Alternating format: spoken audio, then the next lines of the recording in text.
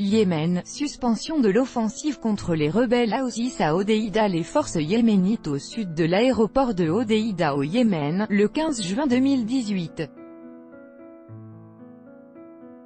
AFP. Les Émirats arabes unis, qui encadrent une offensive militaire contre les rebelles Houthis retranchés à Hodeïda, dans l'ouest du Yémen, ont annoncé, dimanche 1er juillet, une pause dans cette opération pour permettre à l'ONU d'obtenir un retrait des insurgés. Nous saluons les efforts de l'envoyé spécial des Nations Unies, Martin Griffiths, pour parvenir à un retrait inconditionnel des Houthis de la ville et du port de Hodeïda. Nous avons décidé d'observer une pause afin de laisser suffisamment de temps pour que cette option soit pleinement explorée, a déclaré sur Twitter Anouar Gargash, ministre d'État des Émirats aux Affaires étrangères.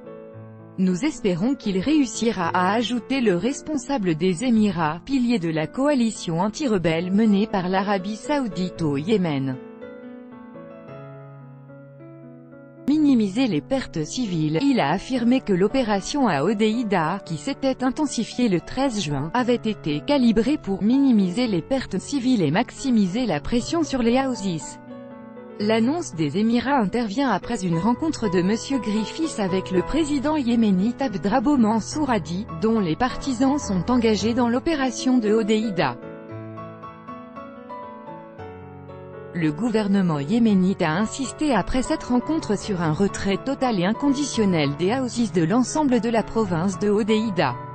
Le port de Hodeïda, sur la mer Rouge, est essentiel pour l'importation des produits alimentaires et l'acheminement de l'aide humanitaire dans ce pays pauvre de la péninsule arabique ravagée par la guerre. Une source diplomatique a déclaré que les Houthis avaient accepté de céder le contrôle du port à l'ONU contre le maintien de leur présence dans la ville. Une information qui n'a pas été confirmée par l'organisation internationale.